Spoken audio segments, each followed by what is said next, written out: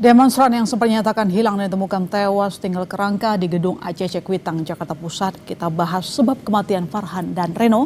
Kita bahas bersama sejumlah narasumber yang telah bergabung di Kompas Petang. Ada Yusuf Warsim Kompolnas dan Saurlin Siagian serta anggota Komnas HAM dan Usman Hamid, Direktur Amnesty International. Selamat petang Mas Hamid, Bang Saur, Mas Yusuf. Selamat sore. Iya, selamat sore. Terima kasih telah bergabung. Saya coba ke Bang Saur dulu. Bang Saur, kemarin kan ikut hadir ya dalam konferensi pers saat Polri mengumumkan identitas jenazah yang ternyata 2 demonstran yang dinyatakan hilang. Apa yang jadi catatan Anda dari hasil temuan ini?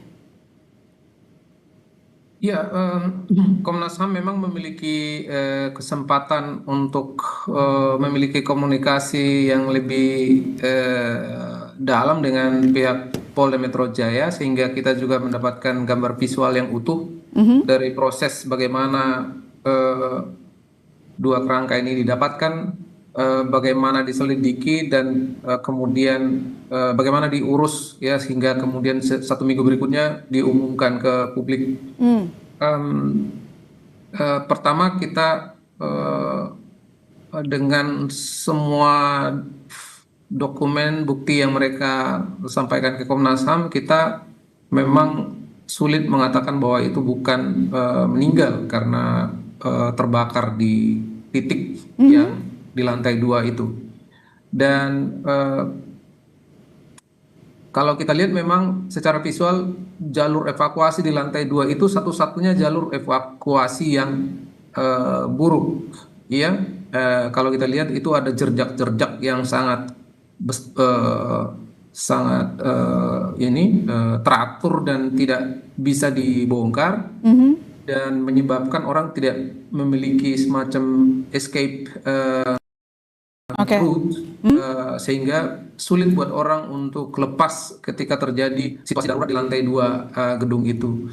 Nah, jadi antara lain kita masih pada posisi meyakini bahwa memang apa yang disampaikan Polda Metro pada Komnas HAM dengan keseluruhan proses yang mereka sampaikan memang benar diambil dari titik di lantai 2 itu dan kemudian diumumkan sebagai 2 orang yang hilang.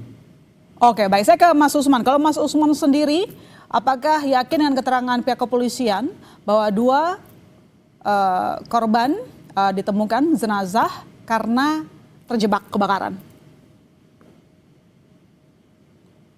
Suaranya belum keluar, Mas Usman. Maaf.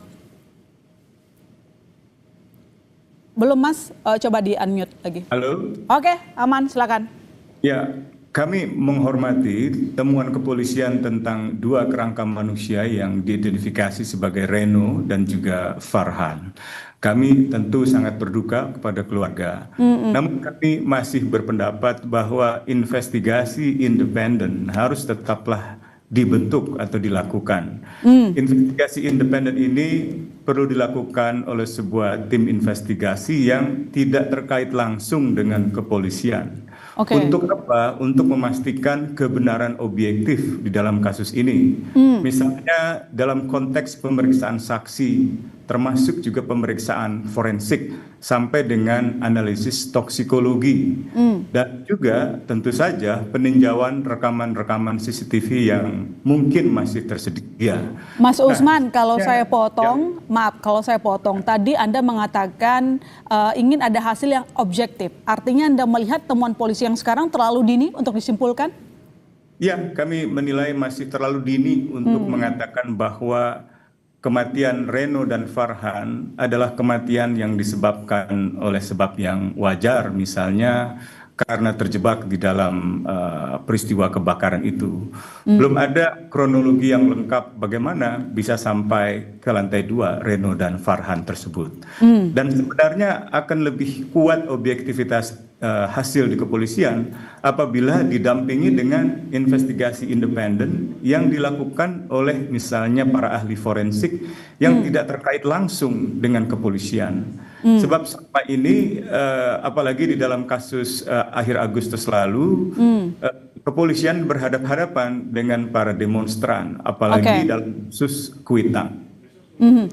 Sebaiknya adalah second opinion atau pendapat kedua dari ahli forensik. Bisa saja itu dibentuk atau disiapkan oleh Komnas HAM, karena Komnas HAM pada tahun 98, 99 di Aceh, di Timur itu termasuk dalam peristiwa Tanjung Priuk melibatkan para ahli forensik untuk melakukan pemeriksaan medis, pemeriksaan forensik dan analisis-analisis lainnya yang diperlukan untuk mengenali jenazah dan sebab-sebab kematiannya. Oke, baik. Saya ke Mas Yusuf. Kalau begitu tadi disampaikan oleh Mas Usman bahwa simpulan penyebab kematian Farhan dan Reno ini terlalu dini. Tanggapan dari Kompolnas gimana?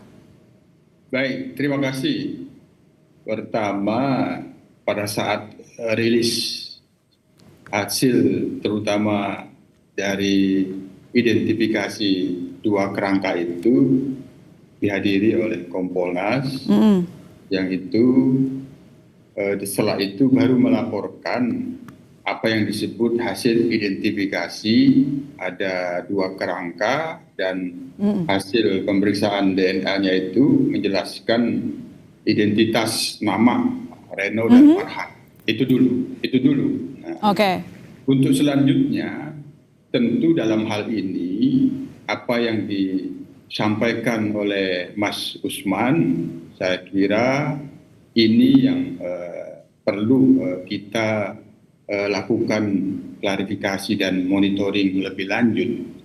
Yang disampaikan Mas Usman itu sangat paham. Oleh karenanya kita pada saat ini tentu belum bisa menyimpulkan apakah terlalu dini atau tidak. Tapi sejauh ini memang Kompolnas perlu melakukan pendalaman. Perlu melakukan pendalaman termasuk membentuk tim gabungan pencari fakta. Artinya dari Kompolnas pun belum yakin dengan simpulan dari polisi. Pendalaman beberapa fakta yang bisa menjelaskan kronologinya itu apa dan bagaimana ketika itu kronologinya dijelaskan terjebak. Nah, berarti kan fakta terjebak.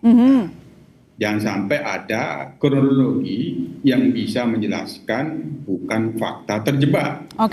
Apapun itu dulu. Nah, sementara yang kita dalami dua peristiwa yang sangat penting untuk didalami. Pertama, ini berdasarkan kronologi yang kita terima sementara dulu. 19 September 2025, Puslapor melakukan pemeriksaan TKP di gedung ACC untuk memeriksa penyebab kebakaran. Itu 19 September. Ini perlu didalami. Perlu kami dalami sebagai pengawas kinerja kepolisian. Apakah pemeriksaan pada waktu itu dilakukan terhadap terjadinya kebakaran atau yang lainnya? Nah, sehingga ketika dilakukan pemeriksaan laboratorium forensik, pertanyaan berikutnya, mengapa tanggal 30 Oktober tim dari PT QES vendor ACC menemukan dua kerangka itu? Apakah pada waktu dilakukan pemeriksaan TKP dari Puslapor tidak naik ke lantai 2 yang ditemukan dua kerangka itu? Ini kronologi penting untuk bisa menjawab apakah memang faktanya terjebak.